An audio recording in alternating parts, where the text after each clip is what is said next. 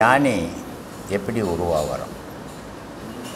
ஏதோ ஸ்கூலில் படிச்சுன்னுக்குறோம், அப்பா அம்மா சம்பாரித்து சோறு போடுறாங்க, நான் ஞானியாக போகிறேன்னு போக முடியாது. யார் ஒருத்தரும் ஞானின்றதுக்கே இல்லை. சாதாரண இந்த ஆன்மீகத்துக்குள்ளே போடணுன்னா பக்தி இன்னது சரியே கிரியேன்னு 2 இருக்குது. அதை தாண்டி இதுக்குள்ளே போடணுன்னா ஏதாவது ஒரு வாழ்க்கையில் ஒருத்தனுக்கு விருத்தி வரணும். அடிபட்டிருக்கணும். அவன் ஏதாவது ஒரு துன்பத்தில் மாட்டியிருக்கணும். அவனால் மேலே முடியாமல் இருக்கணும். அந்த துன்பம் அவன் மனசை விட்டு நீங்காமல் இருக்கணும். அவன் மட்டும்தான் இதில் வர முடியும். இப்போ பட்டினத்தார் துறவி ஆனார். அவருக்கு இல்லாத செல்வமே கிடையாது. அரசனை விட அதிகமான செல்வம் வாய்ந்தவர். அப்படி இருக்கும்போது அவர் எதுக்காக இந்த ஆன்மீகத்தில் வரணும்? ஏன் வந்தார்? அவருக்கு என்ன வறுமை வாட்டிச்சா? வறுமையில் ஒருத்தர் சரி எதுவும் தொழில் இல்லை, சரி நம்மளால் பிழைக்க முடியல, ஆன்மீகத்திலாவது போயிடலான்னு வர்றது சகஜம். ஆனால் பெரிய செல்வந்தர் அவர் எதுக்காக இதுக்கு வரணும் அப்படின்னா அவருடைய வாழ்க்கையில் விருத்தி. எத்தனையோ கோடி செல்வங்களுக்கு தானே அவர் குழந்தை செல்வம் இல்லை, மழலை செல்வம் இல்லை. அந்த வாழ்க்கையினுடைய விருத்தி அவருக்கு. அப்போ அவர் என்ன பண்ணுறாரு? குழந்தைய அவங்க அம்மா சொல்கிறாங்க, அப்பா நம்ம வணிக குடும்பத்துங்களில் சின்ன வீடு வச்சுக்கிறது ஒரு சகஜமான விஷயம். அந்த சின்ன வீட்டுக்கு ஒரு குழந்தை பிறந்தால் அது நமக்கு வாரிசாக வரும், அந்த மாதிரி வச்சுக்கோ அப்படின்னு சொல்கிறாரு. அதுக்கு பட்டினத்தார் என்ன சொல்கிறாரு? சிவகலைன்னு பேர் அந்தம்மா அவருடைய மனைவி பேர். அவர் தாய் மாமன் பொண்ணு. அவருக்கு பட்டினத்தார் சொல்கிறாரு, அம்மா நான் ஒரு சின்ன வீடு வச்சுக்கலாம், ஒரு குழந்தையும் பிறக்கலாம், ஆனால் என்னுடைய மனைவியினுடைய மனம் என்ன வேதனைப்படும் அதை யோசிக்க வேணாவா நான்? அதனால் எனக்கு அப்படி வேணா, ஒரு குழந்தைய தத்து எடுக்கலாம் அப்படின்றார். அப்போது அந்த தத்து எடுக்கிறதுக்கு யாத்திரை போகிறாங்க. அதுக்கு அம்மா சொல்கிறாங்க, சிவஸ்தலம் யாத்திரை போய் வா அப்படின்போது போகிற வழியில் பாதி வழியிலே குழந்தை பிறகுது. அந்த குழந்தை எத்தனை தலைமுறை உட்காந்து சாப்பிட்டாலும் சாப்பிடக்கூடிய அளவுக்கு வசதிக்குது. ஆனால் அந்த குழந்தை என்ன சொல்லுதுன்னா, எல்லா வணிகருடைய குழந்தையும் வணிகம் பண்ண போகுது, நானும் போகணும் அப்படின்னு. அப்போ அவர் சொல்கிறாரு, நான்பா அவங்க இல்லை போகிறாங்க, நமக்கு தலைமுறையாக சாப்பிட்டா கூட குறையாத அளவுக்கு வச்சுருக்குறோம், நீ ஏன் போகணுன்னாரு. அப்படி போகாத நான் சாப்பிட்டா உங்களுக்கு மகன்றதுக்கு அர்த்தம் இல்லாமல் போயிடும். 4 வணிகருங்க பிள்ளைங்க போகும்போது நானும் போனால் தான் உங்களுக்கு மரியாதை அப்படின்னு போகுது. சரி போய் வந்தது. எல்லாரும் என்ன பண்ணால் தங்கம் அதை இதை வாங்கின்னு வந்தான். வர வழியில் சுங்க இலாக்கா மாதிரி திருடருங்க பாதி பிடுங்கிடுவாங்க, மீதி தான் கொடுத்து அனுப்புவாங்க. அதனால் இவர் என்ன பண்ணிட்டாருன்னா, பட்டினத்தாரனுடைய புள்ள என்ன பண்ணாருன்னா, இப்படி பொது பொருளாக எடுத்துன்னு போனால் தெரிகிற மாதிரி எடுத்து போனால் அவன் பாதி பங்கு கேட்குறான். அதனால் விரட்டிலையும் சாணி உருண்டையிலையும் இவர் தங்கத்தை மறைச்சி வயிறெல்லாம் மறைச்சி எடுத்துன்னு வந்தார். இது மற்ற போன சீடர் பிள்ளைங்களுக்கு தெரியாது. அப்போ அவங்கெல்லாம் என்ன சொல்கிறாங்க, எதாப்பா என் பிள்ளை இல்லையான்னு இவர் பட்டினத்தார் போய் கடற்கரையில் நிற்கிறார். அவர் இறங்கி போயிட்டார் அவங்க பாட்டியை பார்க்கறதுக்கு. பிள்ளைங்க கேட்கும்போது அவங்கெல்லாம் சொல்கிறாங்க, உன் பிள்ளைக்கு பைத்தியம் பிடிச்சி போச்சியா, வரும் சாணி உருண்டையும் வட்டியும் வாங்கின்னு வந்துக்கிறான் அப்படின்றார். இவ்வளோ பெரிய பணக்காரன் புள்ளை எடுத்துன்னு போய் தொலைச்சிட்டான், போனால் போதுன்னு இருக்க வேண்டியது தானே. நம்ம புள்ள வந்துட்டான் போதும் அப்படின்னு இருக்கலாம் இல்லையா? பண ஆசை உடல் அவரையும். அவர் என்ன பண்ணுறாரு, அந்த விரட்டி எடுத்து பார்க்குறாரு, எடுத்துக்கு நேராக வீட்டுக்கு போகிறாரு. எதா அந்த பையன்றாரு. அவங்க அம்மா சொல்கிறாங்க, ஒரு பொட்டி ஒன்று கொடுத்துட்டு போய்க்கிறான்பா, அதை அப்பா வந்தால் கொடுன்னு சொல்லிட்டு கொடுத்துட்டு போய்க்கிறான், என்ன அவனை தேடுற, என்னை தேட வேணான்னு சொல்லிட்டு போயிட்டான்னு. அவன் என்ன வேலை பண்ணிக்கிறான் பாரு, ஒரு சாணி உருண்டி கோடி கோடியாக எடுத்துன்னு போய் உட்காந்து சாப்பிட்றான், நான் செய்யாத பணத்தெல்லாம் எடுத்து போய் பால் பண்ணிட்டு வந்துட்டான், கோடி கோடியாக எடுத்துன்னு போயிட்டு ஒரு சாணி உருண்டி வட்டி வாங்கிட்டு வந்துட்டான் அப்படின்னு ஒரு உருண்டை எடுத்து அடிக்கும்போது அதில் முத்து பவளம் ஓடும்போது அவருக்கு ஒரு விருத்தி வருது. இவ்வளோ பெரிய பணக்காரன் புள்ள இல்லைன்னு தேடி புள்ளையை தத்துக்கு எடுத்தோம். ஆனால் அந்த புள்ள வணிகம் பண்ணி வந்தது, சரி அது எதுவாவது வாங்கின்னு வந்துட்டு போட்டுமே, நம்ம புள்ள வந்ததுன்ற ஆதங்கம் இல்லையே நமக்கு, பணத்து மேல் தானே போச்சு மனம். அப்போ இந்த பாசன்றதெல்லாம் வேஷம், பணம் தான் முக்கியமாக நம்ம மனம் நினைக்குது அப்படின்ட்டு இதெல்லாம் வேணான்னு தூக்கி போட்டுட்டு அந்த ஓலையை எடுத்து பார்க்குறாரு. அந்த ஓலையில் என்ன எழுதுது, காதருந்த ஊசி கடவழிக்கு வாராது கான். இப்போ கடையில் போனால் துணி தைக்கிற ஊசி விற்பான். ஆனால் அதில் தையக்கடையிலையோ இல்லை வீட்டுங்கள்லையோ வாங்கிட்டு வந்துக்கும்போது அந்த காது அறுந்து போயிடும். அறுந்து போச்சுன்னா திருப்பி விற்க போகுமா? போகாது. அதே மாதிரி உன் உயிர் காது அறுந்து போச்சுன்னா நீ 10 பைசா கூட உதவ மாட்டடான்ட்டு போயிட்டான். அந்த விருத்தி இனி எதுவுமே வேணாம் அப்படின்னு ஞானியாக வந்தார். சரி, அவர் தான் அப்படி வந்தாரா அப்படின்னா உஜ்ஜயினிக்கு போனார். இங்கேருந்து உஜ்ஜயினியில் போய் எல்லா ஜாதிக்காரும் ஒவ்வொரு சத்திரம் கட்டி வச்சுருப்பாங்க அங்கே. சரி, அங்கே போய் தங்கிக்கலாம். உஜ்ஜயினி மத்திய பிரதேசம். உஜ்ஜயினி மன்னன் பத்ரகிரி, அவனுடைய நாட்டில் கோமணம் கட்டிக்கின்னு ஒரு போகிறாரு. எதிர மன்னன் வரான். மன்னன் வரான்னா முன்னாடி எல்லாரும் ஓடி ஒதுங்கணும். ஆனால் இவர் தான் ஞானியாச்சே, இவர் ஓடி ஒதுங்கலை. குதிரைக்காரன் தள்ளுறான், ஓரம் போடான்னு. ஏன் ஓரம் போடணும்? மன்னர் வரான். நான் கொடுத்தாண்டா மன்னர்ன்றார் கோமணம் கட்டிக்கணும். ஏற்றுப்பானா? ஏற்றுக்கல. அதனால் என்ன பண்ணுறான், யார் இவ்வளோ தென்னாவட்டில் ராஜா வரானா பேசுவானா? பேச மாட்டானே. அப்போ இவன் பேசுகிறான்னா இவனுக்கு ஏதோ ஒரு விஷயம் இருக்குது அப்படின்ட்டு விட்டுறாவனன்றார். விட்டுட்ட பிறகு ராத்திரி இப்போ முடிஞ்சது, சாப்பிட்டாச்சு ராஜா. இப்போ ஏன் இப்படி சொன்னானே அப்படின்ட்டு போய் பார்க்கலான்ட்டு இவர் தங்கி இருக்கிற எல்லா சீடரும் படுத்துட்டாங்க சாப்பிட்டுட்டு. இவர் சிவபுராணம் படிச்சுங்கிறார். சிவபுராணம் படிக்கும்போது அந்த ராஜா வந்து எதிர உட்காந்துன்னு இருக்கிறான். ஆனால் ராஜா மாதிரில மாறு இடத்துல அவன் சொல்கிறான், எத்தனை சாமியாராக இருந்தாலும் எத்தனை ஞானியாக இருந்தாலும் பெண்ணுக்கு அடிமைத்தான் அப்படின்னு அவன் சொல்கிறான். அதுக்கு இவர் சொல்கிறாரு, எத்தனை பெண்ணாக இருந்தாலும் எத்தனை மகாராணியாக இருந்தாலும் இரு மனசுடா அப்படின்றார். அது எப்படி இரு மனசுன்னு சொல்லுவேன்? இந்த நாட்டினுடைய ராஜா பொண்டாட்டிக்கு, இந்த ராஜா பொண்டாட்டிக்கு இரு மனசு. நான் அன்றாட வழிபடுறேன் ஈசன், ஈசன் மனைவிக்கு இரு மனசு போட அப்படின்றான். இவன் வீட்டுக்கு போய் குழம்பிட்டான். என்ன இரு மனசுன்னு சொன்னானே அப்படின்னு.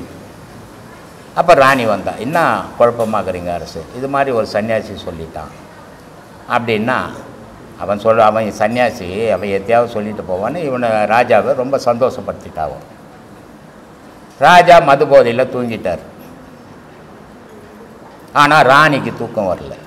ஏன்னா குழப்பிட்டு போனானே இவன் யாருன்னு பார்க்கணும் அப்படின்ட்டு இவனை சிறைசாலையில் இருக்கிறார். இவர் போய் பார்க்குறாரு. இது மாதிரி நான் உனக்கு தண்டனை கொடுக்க போகிறேன் அப்படின்னு ராணி சொல்கிறா. சரி, நீ தண்டனை உன் கையால் தண்டனை கொடுக்கணுன்னு இறைவனுடைய இதுவாக இருந்ததுன்னா அதை நான் நாட்டாத்துக்கு போக முடியும் அப்படின்றாரு. அவள் என்ன சொல்கிறா, கழுகு மரம் மேத்து அவளை அப்படின்றா. ஏற்று கழுகு மரம் ஏற்று அப்படின்னும்போது இவர் பாடுறாரு, என் செயலாவது யாதொன்றும் இல்லை உன் செயல் என்றே உணர பெற்றேன். பின் செய்த செயல் பாவம் யாதொன்றும் இல்லை முன் செய்த வினையோ இங்கு வந்து மூண்டது. இந்த பிறவியில் நான் ஒரு பாவமும் பண்ணலை, நான் எந்த தவறையும் செய்யலை. போன பிறவியில் செய்த பாவம் பொழுது அது இங்கே வந்து நடக்குதுப்பா அப்படின்னோடனே அந்த கழுகு மரம் எரிஞ்சு போகுது. அவள் பயந்து போய் ஓடிட்டு. அப்போ இந்த சம்பவத்தை பார்க்க வந்த ராஜா, தண்டனை கொடுக்க வந்த ராஜாவுக்கு மனசு தாங்கலை, இவ்வளோ பெரிய உத்தமனா. அப்போ அரசன் சொன்ன சரிதானேன்னா இவன் ஓடனவ போய் குதிரைக்கார மடியில் பார்த்துங்கிறான். அரசன் திருப்பி தண்டனை கொடுக்க போகிறேன்னு சொல்லி போட்டு அவளுக்கு சொல்லலான்னு போனால் குதிரைக்கார மடியில் இருக்கிறான். அப்போ இவன் சொன்னது கரெக்டு தானே அப்படின்ட்டு இவர் தொடர்ந்து போய் அரண்மனையில் அரசபையில் உட்கார வைக்கிறார். இவ எல்லாம் பண்ணிட்டு வந்து என்ன கேட்குறா, ஆண்டிக்கு அரண்மனையில் என்ன வேலைன்றார். இவருடைய கோபம் தாங்க முடியல, தாங்க முடியாத அவளை அந்த சபையிலே நிர்வாணமாக்கிறார். அந்த நாட்டினுடைய சட்டம் எப்படின்னா, கணவனுக்கு மனைவியோ மனைவிக்கு கணவனோ துரோகம் செய்தால் கல்லால் அடிச்சு கொள்ளணும் உஜ்ஜயினி நாட்டில். ஆனால் இந்த மாதிரி நடந்த பிறகு இவர் ராஜாவாக இருந்தால் எவ்வளோ அசிங்கம். அதனால் இவர் என்ன பண்ணுறான், குதிரை மேலேயே தந்துடும். ஊர் ஜனம் கல்லால் கொண்டுச்சு. அரசாங்கம் இனி நடத்த முடியாது, அசிங்கமாகி போச்சு. அதனால் இவர் கூட சீடர். அப்போ அவனுக்கு ஏற்பட்ட விருத்தி.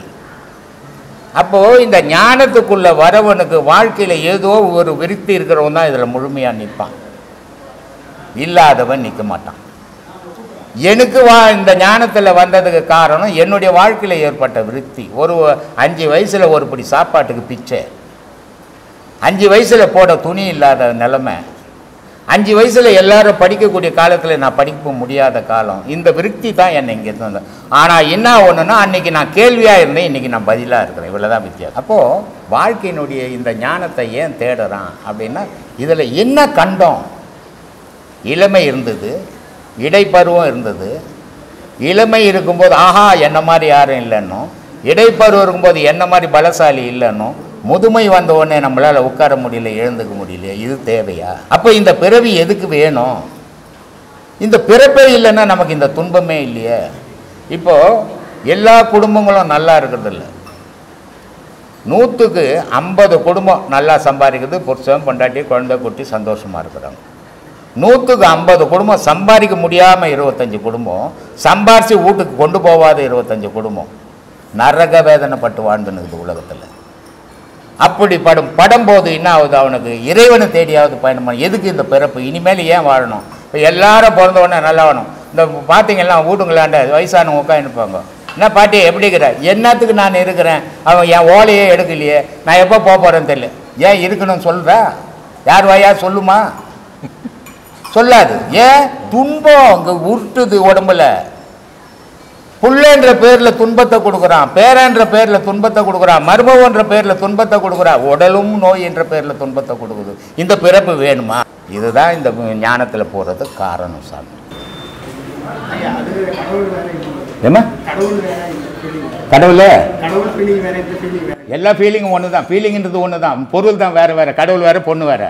ஆனால் ஃபீலிங் ஒன்று தான். உனக்கு ஃபீலிங்னா ஒன்று தான். அது வேறு வேறு ஃபீலிங் இல்லை. நல்ல ஃபீலிங்கு, கெட்ட ஃபீலிங்கு, இந்த ஃபீலிங்கு, அந்த ஃபீலிங்கெல்லாம் ஒன்றும் கிடையாது. ஃபீலிங்குன்னா நினைவு. அந்த நினைவை ஒன்றையே பற்றி ஆராய்ச்சி தான் ஃபீலிங்கு. அது கடவுளை பற்றி ஆராய்ச்சி தெரிஞ்சு போகுது. தெரியும், உனக்கே தெரியும். நீ ஆராயணும், யாருக்கிட்டும் கேட்கக்கூடாது. கேட்டீங்கன்னா அதுக்கு விடையே கிடைக்காது. நீயே யோசித்துக்கினே இருந்தீங்கன்னா உனக்கே ஒரு நாள் விடை கிடைக்கும். ஒரு 50 வருஷம் என் கதையை விட்டு உன் கதையை பாரு. என் கதையை விட்டுட்டுப்பா. நான் இப்போ நீ என்ன வேலை செய்கிற? ஏமா சித்தா டாக்டரு. எவ்வளோ சம்பாரிச்சிக்குது இது வரைக்கும்? எவ்வளோ வச்சுக்குதா? சொந்த வீடுக்குதா? உன் வீடு கட்டி விட்டுக்கிறியா? கல்யாணம் ஆயிடுச்சா? பசங்க இல்லையா? எவ்வளோ பணம் சேர்த்து வச்சுக்கிற? வீடெல்லாம் வச்சுக்கிற, பணம் இல்லைன்ற. எனக்கு இருக்க வீடு கூட கிடையாது. அதனால தான் நான் இங்கே உட்காந்துக்கிறேன், நீ அங்கே உட்காந்துக்கிறேன். துட்டு வச்சுக்கிறதால தான். அதனால் நான் 60,000 70,000 ரூபாய் சம்பளம் வாங்கினேன். எல்லாத்தையும் தர்மம் தர்மம் தர்மம் தர்மம் இல்லை என்ன எல்லாருக்கும் போட்டு சாப்பாடு போட்டு காலி பண்ணிட்டு இன்றைக்கி அனாதையாக உட்காந்துக்கிறேன். உன்னால் பண்ண முடியுமா? சொல்லு. அதனால் மனத்தை முதல்ல பக்குவப்படுத்து. ஏமா தர்மம் பண்ணி பாரு. பண்ண முடியுமா? முடிவை முதல்ல சொல்லிடக்கூடாது. எக்ஸாம் போனீங்கன்னா கொஸ்டின் பேப்பரை கொடுத்து எழுதின பிறகு தான் முடிவு தெரியும். அது மாதிரி எழுது, அப்புறம் தெரிஞ்சுப்பேன். முதல்ல படி. சாமி இறக்கும்போது அந்த முப்பொருள்னு எல்லாம் ஒன்றா போகுது அப்படின்னு சொல்றீங்களா? அது எப்படி சாமி? அது போனது திரும்பி அதை எப்படி பெறப்படுத்தும் போதும் திரும்பி எல்லாம் அதே மாதிரி எது எது போச்சோ அதெல்லாம் சேர்ந்து ஒன்றா சேர்ந்து உள்ள வரும் அப்படின்னு. இந்த சில விஷயங்கள்லாம் சொல்லக்கூடாது, ஆனால் சொல்ல வேண்டிய சூழ்நிலைக்கு எடுத்துன்னு வந்துடுறீங்க. இந்த பிண்டமாக அந்த தொப்புல கட் பண்ண உடனே அசைவற்ற குழந்தை இருந்தது. அந்த நேரம் முப்பொருளும் உள்ள பூந்துது. அது வரைக்கும் அந்த குழந்தைகிட்ட பூமியும் இருந்தது, ஆகாயமும் இருந்தது. ஆனால் நீர் நெருப்பு காற்று இந்த 3 பொருள் மட்டும் அதுக்கிட்ட இல்லாமல் இருந்தது. அப்போது இந்த 2 பொருள் இருந்து 3 பொருள் இல்லாமல் இருந்ததால் அந்த பொருள் அசையாமல் இருந்தது. இந்த 3 பொருளும் வந்து உள்ளே பூந்த உடனே ஒன்று அது மலம் போயிடும், இல்லை ஒன்றுக்கு போயிடும். இந்த 3 பொருளும் வந்து உள்ளே பூந்த உடனே ஒன்று அது குழந்தை மலம் போயிடும், இல்லை ஒன்றுக்கு போயிடும். அப்போ தெரிஞ்சுக்கலாம் அந்த 3 பொருள் வந்து சேர்ந்து போச்சுங்கன்னு. சேர்ந்த உடனே ஏக்கத்துக்கு வந்துடுச்சு. அப்போது இந்த 2 பொருள் அசையா பொருள் முதல்ல இருந்தது. அப்புறமா 3 பொருள் உள்ளே வந்து பூந்தது. பூந்த உடனே ஏக்க ஆரம்பிச்சது. ஏக்கத்துலேயே எது ஏக்குது எது ஏங்குது அப்படின்னு பார்க்கணும். காற்றுன்ற பொருள் தான் எல்லாத்தையும் ஏற்கிறது. இந்த பூமியை சுத்த வைக்கிறது கூட காற்றும் காந்தம் தான். அப்போ அந்த காற்று தான் நமக்கு உடல் முழுக்க. இப்போது ரத்தம் இருக்குது உடம்புல, ரத்தம் சாப்பிட்றோம், மலமாயிடுச்சு, கழிப்பு பொருளை தள்ளிடுது, கொழுப்பாக்குது, ரத்தமாக்குது, இப்படி எல்லா பொருளையும் ஆக்கினாலும் அது ஒரு பானையில் நிற்கிது. இந்த நிற்கிற பானையில் நிற்கிற பொருள் உடம்புக்கெல்லாம் ரத்தம் ஓணும் ஃபுல்லாக. எப்படி போகும்? இது என்ன போட்டால் போகும்?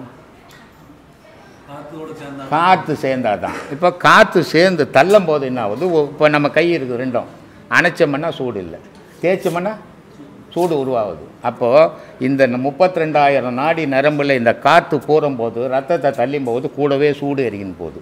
சூடு எரிக்கின்னு போகிறதெல்லாம் உணர்வுகள் உங்களுக்கு இருக்குது. அப்போ இந்த முப்பொருளையும் இயக்கிறது காற்று. இப்போ ஒரு நெருப்பு இங்கே இருக்குது, இது இங்கேயே எரிஞ்சும் கிடக்கும்.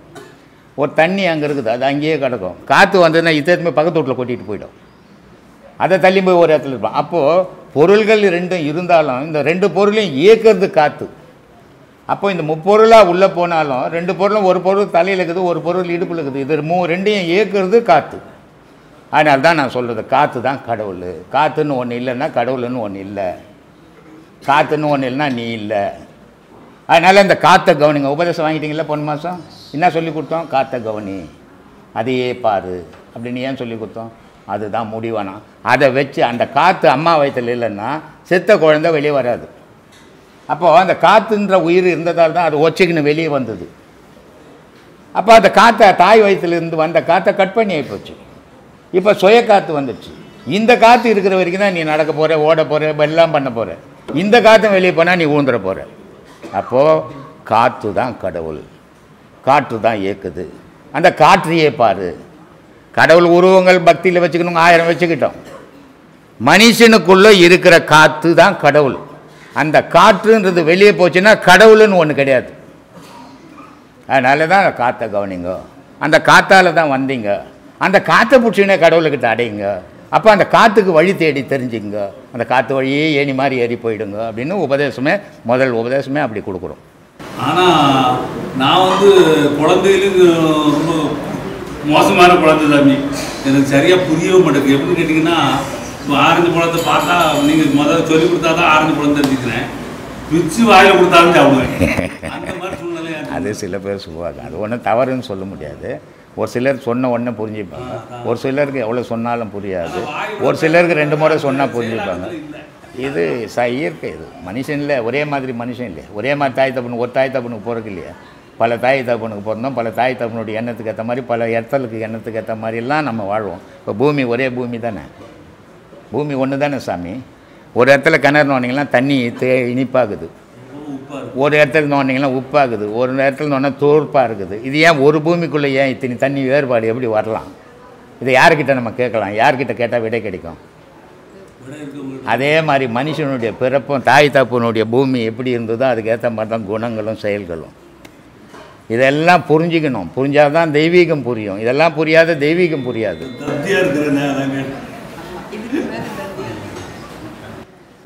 ஆடை இல்லாமல் ஒரு பெண்ணு ரோட்டில் போனால் எப்படி இருக்கும்? எப்படி இருக்கும்?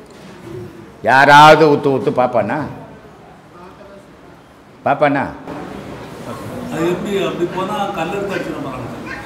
கல்லெடுத்து அடி கூட வேணாம், பார்க்கவாது பார்ப்பீங்களா?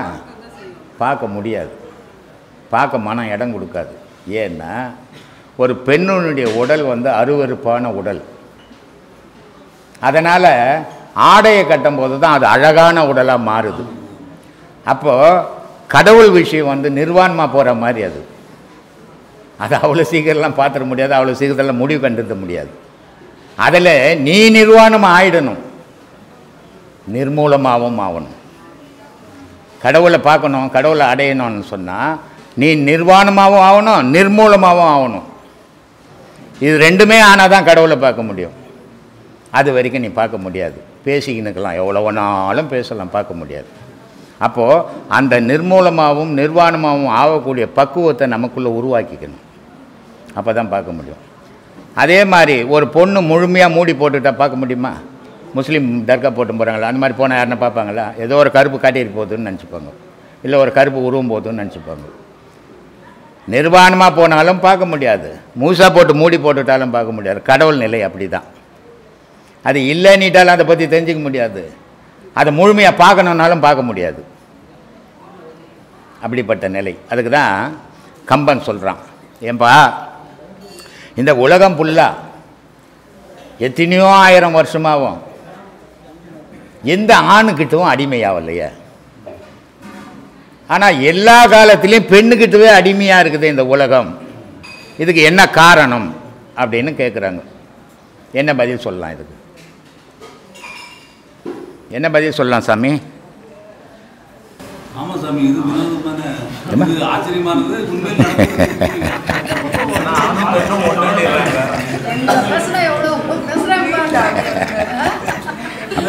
அப்புறமா அவங்கள பற்றி பேசலாமா? இப்போ முதல்ல உங்களை பற்றி பேசும்போது சந்தோஷமாக பேசுகிறீங்களா? அப்புறமா அவங்கள பற்றி பேசும்போது உங்களுக்கு சந்தோஷம் வந்துடும் தானே?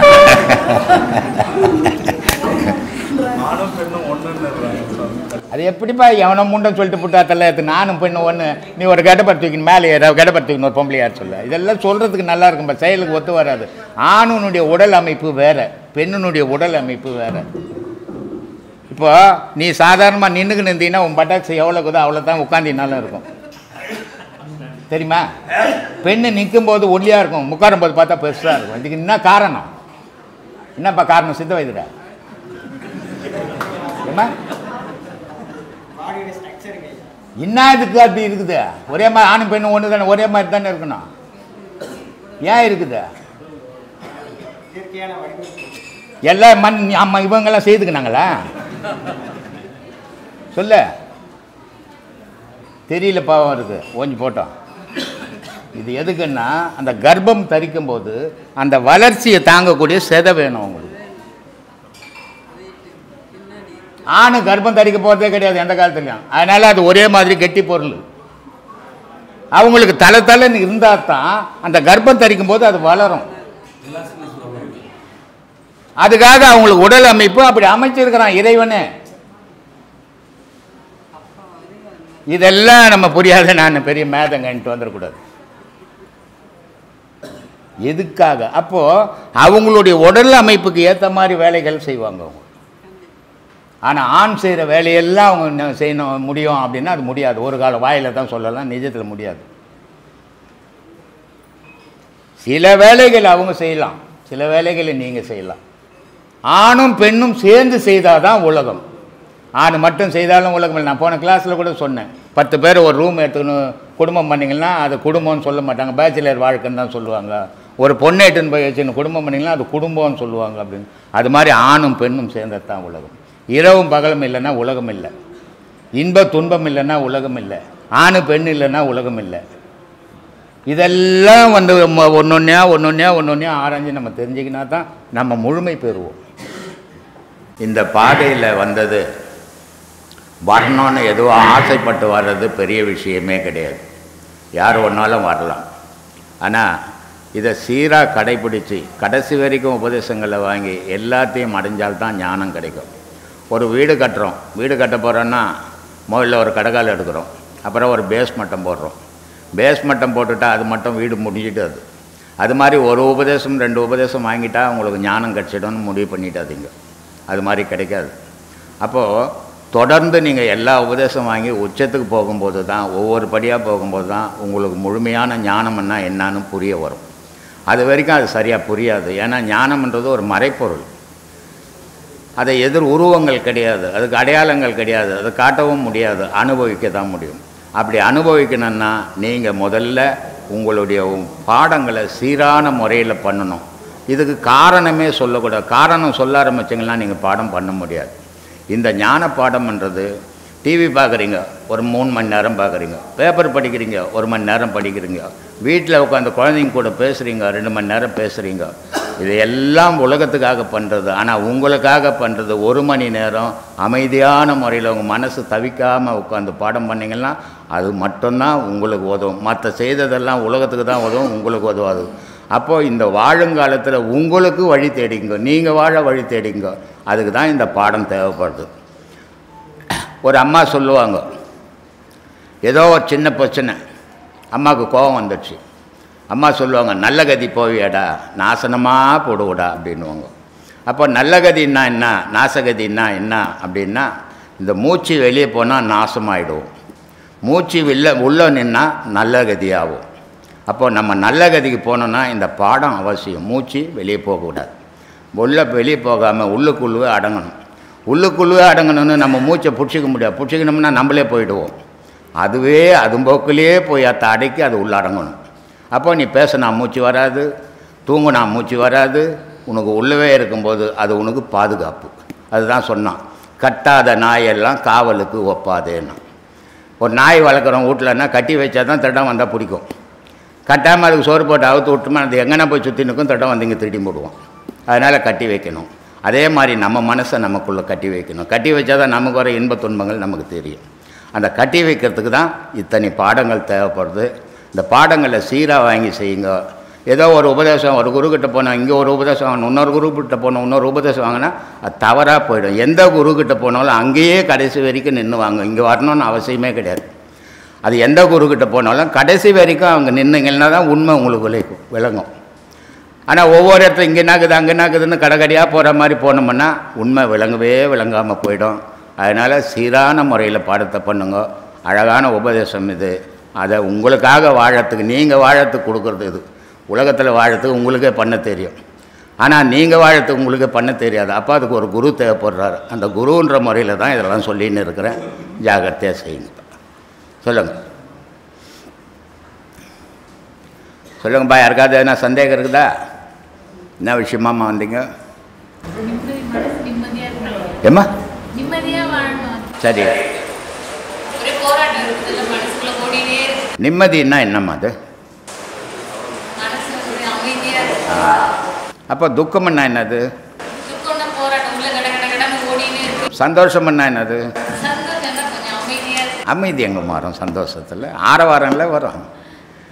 சந்தோஷத்தில் அமைதி எப்படி வரும்? மனசு சந்தோஷமாக இருக்கும், ஆனால் அமைதி இருக்காது. சந்தோஷப்படும். துக்கம்ன்றது அழை வரும், வேதனையை கொடுக்கும், அமைதி இருக்காது. அப்போ இந்த ரெண்டுக்கும் இடைப்பட்டது தான் அமைதி. அந்த அமைதி தேடணும்னா ஆண்டவனை தேடணும். அப்போ தான் அமைதி கிடைக்கும். ஏன்னா இந்த உலகத்தில் சந்தோஷமும் துக்கமும் விற்கிது, அமைதி விற்கலை. அமைதியை விற்கிறவன் ஆண்டவன் மட்டும்தான். அப்போ அவங்ககிட்ட போனால் எந்த கடையில் போனால் எந்த பொருள் வாங்கலாம் அந்த கடைக்கு போனால் தானே. எல்லா கடையிலையும் போய் எனக்கு அமைதி கொடுன்னு எங்கே கிடைப்பான்? அதனால் இறைவனை தேடுங்க, கண்டிப்பாக அமைதியாக இருக்கும். சந்தோஷத்தையும் தள்ளிடுங்க, துக்கத்தையும் தள்ளிடுங்க, அமைதியாக இருப்பீங்க. சந்தோஷம் விரும்பிட்டால் சந்தோஷத்தினுடைய தொடர்ச்சி துக்கம் வரத்தான் செய்யும். அப்போது சந்தோஷம் எனக்கு வேணாம், அப்போ துக்கமும் எனக்கு வேணாம் அப்படின்னணும். அதனால் அந்த மாதிரிங்க. கௌதம புத்தர் ஒரு வழியிலேருந்து ஒரு ஊர்லேருந்து இன்னொரு ஊருக்கு போனோம். அவர் வரார். வழியில் ஒரு கும்பல், அவருக்கு ஆகாத கும்பல், அவரை வழி மறைச்சி கண்ணா முன்னான்னு திட்டுறான். அவர் அசையாமல் நின்னுங்கிறார். அவங்கெல்லாம் திட்டி முடித்த பிறகு அவர் கேட்குறாரு, ஐயா போட்டா அப்படின்றார். போடா அப்படின்றாங்க. யார? மகான், பெரிய மகானை இந்த ஒன்றுத்துக்கு உதவாத நாய் சொல்லுது போடா அப்படின்னு. அவர் போயிடுறாரு. மறுவாரம் அவர் அதே வழியில் வர்றாரு. யாரெல்லாம் திட்டினானோ அவெல்லாம் சேர்ந்து பழங்கிழம் வச்சுக்கின்னு, ஐயா உங்களுடைய அருமை தெரியாது, நாங்கள் தப்பாக பேசிட்டோம், எங்களை மன்னிச்சிடுங்க, இனிமேல் நாங்கள் அப்படி செய்ய மாட்டோம் அப்படின்ட்டு இந்த பழமெல்லாம் கொடுக்குறாங்க அவர்கிட்ட. அப்போ அவர் சொல்கிறார், அப்பா போன வாரம் நான் போகும்போது திட்டினேன்ல, அதை நான் எடுக்கவே இல்லை, அது உனக்கே சொந்தம்.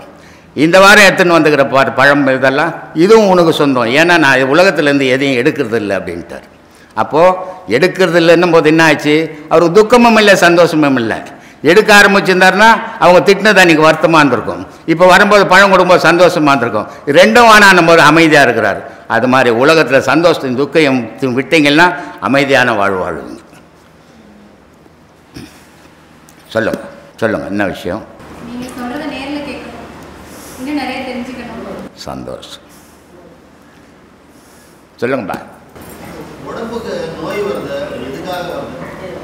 தாய் தகப்பனுடைய விந்தால நோய் வரும், நம்ம பழக்க வழக்கங்களால் நோய் வரும், அதை தவிர்க்கவே முடியாது. ஏன்னா நமக்கு பலங்குதுன்னு பல வழிகளில் போயிடுறோமே, அப்போ அதெல்லாம் நோயாக தானே மாறும்.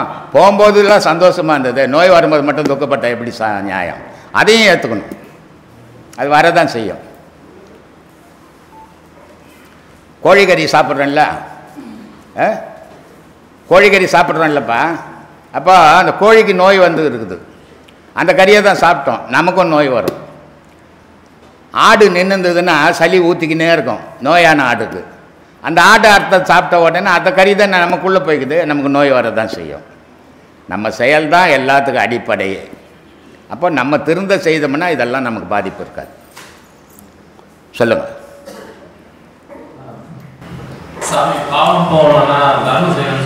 ஆமாம்,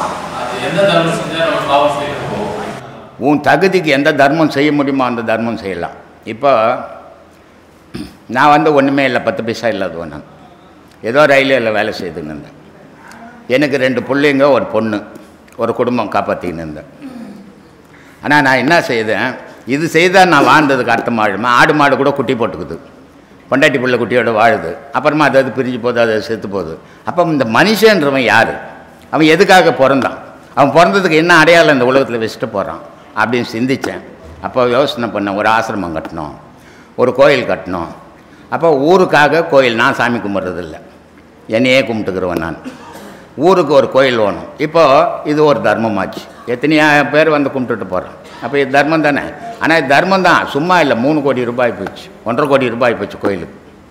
அப்போ எவ்வளோ சிரமப்பட்டு கட்டியிருப்பேன். எனக்கு நான் எதையுமே வச்சுக்கல. அப்போது நான் மறைஞ்சிட போகிறேன், இந்த கோயில் இருக்க போகுது. இந்த கோயிலுக்கு வரவங்களாம் என்ன சொல்ல போகிறாங்க? அரை ஒரு புண்ணியமாக கட்டி வச்சுட்டு போனான், அதான் தர்மம் இல்லையா? இப்போ இந்த சமாதி கட்டினாங்க, போன மாதம் 3 மாதம் தான் ஓப்பன் பண்ணாங்க. சீடரை 2 லட்சம் 3 லட்சம் போட்டு கட்டினாங்க. 6 லட்ச ரூபாய் கொடுத்து சிலை செய்து வச்சுக்கிறாங்க. இதுதான் தர்மம். இந்த மாதிரி தர்மங்கள் அதுக்கு தான் சொல்லியிருக்கிறேன். 5 தானங்கள் இருக்குது. அதில் ஒரு தானத்தை எல்லோரும் பண்ண முடியாது, 4 தானம் எல்லோரும் பண்ண முடியணும். கோதானம், பூமி தானம், கோதானம், வஸ்திர தானம், அன்னதானம். இந்த 4 தானத்தை எல்லாராலையுமே பண்ண முடியும். ஆனால் பண்ணுறதில்ல, மனம் வர்றதில்லை. அடுத்தவன் வீட்டு சோத்துக்கோனா இவன் போய் உட்காரான், இவன் வீட்டு சோத்து போட மாட்டேன்றான். அப்படிப்பட்ட மனுஷனுங்க வாழறாங்க. அதனால் தர்மம் மட்டும்தான் தன்னை காப்பாற்றும். அதனால தான் தர்மத்தை பண்ணுங்கன்னு சொன்னது. அது உங்கள் சக்தி எவ்வளவோ அவ்வளோ தர்மம் பண்ணலாம். திருவள்ளூரின் பக்கத்திலே